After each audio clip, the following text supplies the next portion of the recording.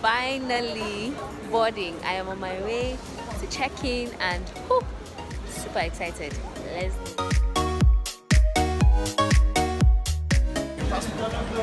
okay. 3 business. How are you doing? Fine, thank you. You have 3 bags. Yeah. No laptop, no iPad in the check-in bag. Nope. No gold, no diamond. No, soon. Not yet. What time is it?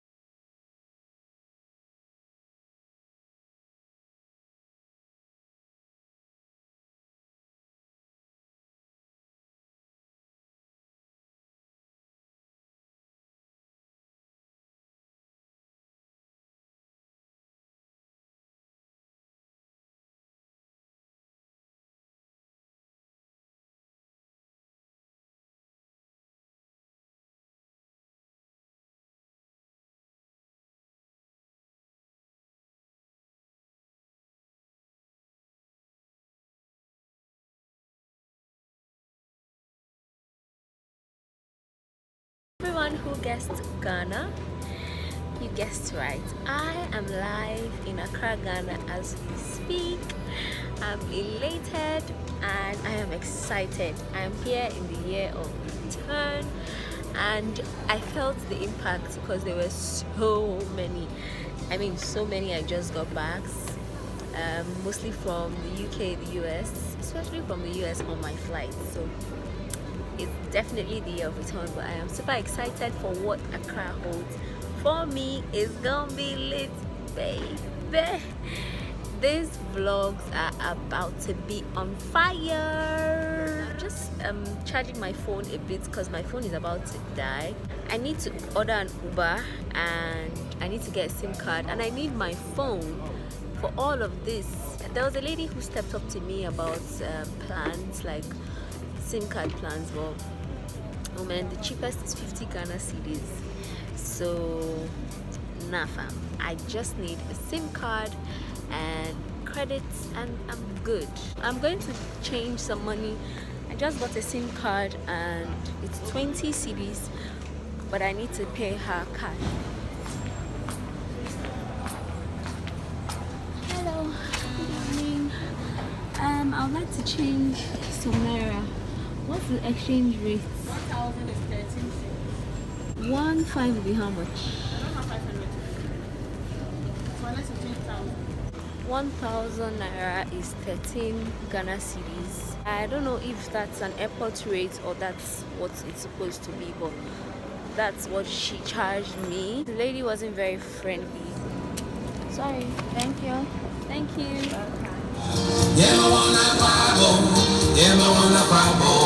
Welcome back to Africa. Enjoy a lovely night. Me mama fish ya po. Wishing you the best for the season. Merry Christmas, celebrate.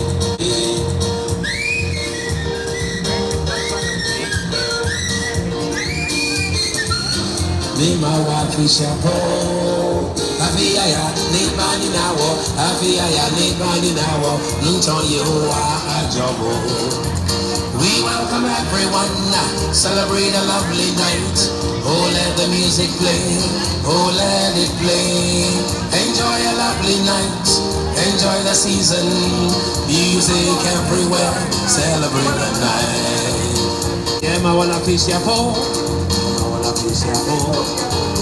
Afia tu ya, yeah, did it. Yeah, I wanna fish ya po, yeah, I wanna fish ya po. Afia tu ya, yeah, did it. Papa know you, born in cold. Papa know you, born in cold. Afia tu ya, yeah, did it. Afia tu ya, yeah, did it. Papa know you, Afia tu ya, yeah, did it. Indeed, it is definitely the year of return. The crowd of people that just came in, like that I just got back, it's mad. Let me show you guys.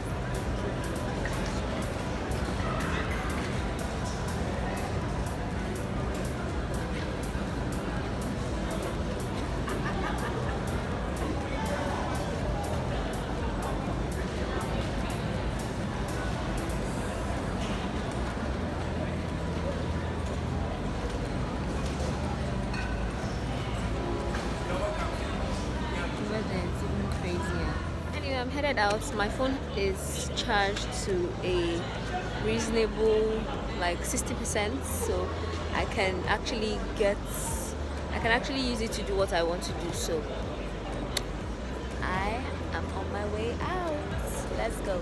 Hey guys, so I just closed from service and I have an event I'm going to this evening. It's a gospel concert, and so I'm just chilling. I'm waiting for the time to for me to go for the program. So I just wanted to have a quick chat with you guys before I proceed. Excuse the background, I know it doesn't look very nice, but yeah, I'm flexing my nails. It looks really cute. Anyway, so I want to talk about something that's been bothering me. It's called fair judgment. There is always two sides to a story, even in vlogging and storytelling. You find out that when people come to a country, for instance Ghana, as I am, you can have a view about the people or an experience about the people, but there's always two sides to that story. Same thing applies in terms of dealing with people, in terms of interacting with people. There's always two sides to a story. So when something happens, there's always one side and then there's always the other side. That's why I love Acrimony, and I love the way Tyler Perry told the story in that movie. He made it apparent that whilst the lady was operating from one angle and based on what had happened from one end, the man was also operating from another angle, and if there's no meeting point of the two angles, then there's discord. But back to the topic of fair judgment, I feel like when I have an issue with someone and I'm venting to my family, especially my family love me and they have my best interest at heart, so they don't want to see me get hurt. So the first thing, their first default setting is to defend and to support me, despite the fact that, okay, probably I might have done something that may have not been right that triggered the response I got. It's natural for my family to act that way because they are my family and they love me. However, this is the policy I operate with when I'm dealing with people and I'm relating with people. I do what is called fair judgment. So if I'm going to narrate or if I'm going to tell you about someone, especially my family, I make sure to include the parts that I may have done wrong, the part that I didn't do well, so that when we're judging a matter, it is judged on a neutral ground and on a neutral basis, especially if the person I'm reporting about or the person I'm talking about means something or has some sort of value to me. I try as much as possible to be centered and be objective in whatever it is that I am saying. I try as much as possible to present a full picture so that when I'm being given advice, that advice will be centered. I also think about myself and the fact that okay, I want to receive advice from this person that would help me make an informed decision. But if I don't give them the full truth of what actually happened, or if I don't give them the full picture of everything that transpired, they would not be able to make a holistic judgment about the person on my behalf. They will go based off of their emotions and based off of their feeling of wanting me to be okay and be fine, but they will not judge accurately. For instance, if you go and you tell your siblings or your parents that oh, someone slapped me in school, like my classmates slapped me maybe when you were in primary school, the first response of your family is defense. They want to defend you. Why would that person do that to you? But if you told them that oh, I actually took his lunch and threw it out of the window, then he slapped me, that is a full picture of what actually happened, and that would inform their judgment or their conclusion about the subject matter. So yes, the situation may not be pleasant or may not look good, but because they have a full picture of what caused or what brought about that response, they are able to make a holistic or a well-rounded conclusion and a well-rounded judgment. They would now not just launch after the person that slapped you and be like, you're a bad person, you did this, you did that, stay away from him, stay away from that friend, don't do this, don't do that. No, they would understand that, oh, this is what happened that informed the decision. This is what you did that wasn't right that made him slap you. So next time, this is not right. You shouldn't take people's lunch and throw it out the window. That is not a right thing to do. And even before you threw the lunch out, even after you threw the lunch out of the window, the person was telling you to go and pick the lunch and give it back to him. You said no, that you're not going to do that. In fact, you threw the person's lunch on the floor and you stepped on the person told you pick my lunch and give it back to me. You said no. You took the lunch and you stepped on it and mashed it with your leg. In that instance, what kind of response do you expect from the person? Of course, the person is going to slap you.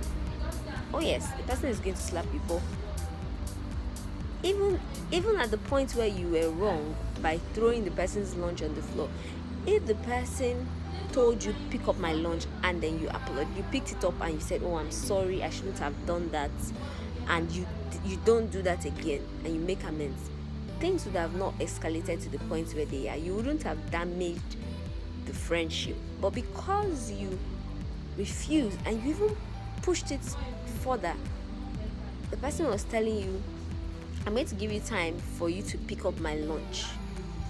I'm going to give you time for you to pick up my lunch. And instead of you to pick it up, you mashed it on the floor under your feet and you scattered it everywhere. I mean, come on. If we're being honest and if we're being fair, you would see that you were not right in your action. And so when you are relating, before you jump and just run to your family and report to them that, oh, someone slapped me in school, it's always nice to inform them that, oh, this is also what I did on my own end that caused the person to react the way they did. So in life and in general, I just feel like there's always two sides to a story, and if you're being fair, if you're a fair person, try and tell both sides of the story to the judge, so that when the judge is making a decision, the judge will operate from a full complete picture and not just from one end, and so that when they pass a decree or they render a court conclusion, it will be a fair one, as fair as possible. You don't report someone and then you don't report the full story of the parts you did wrong, but then what do you expect to happen? Anyway guys, I just wanted to share a quick thought with you. When I sit by myself, I think about stuff and I analyze it, and I try as much as possible to relate that to my following.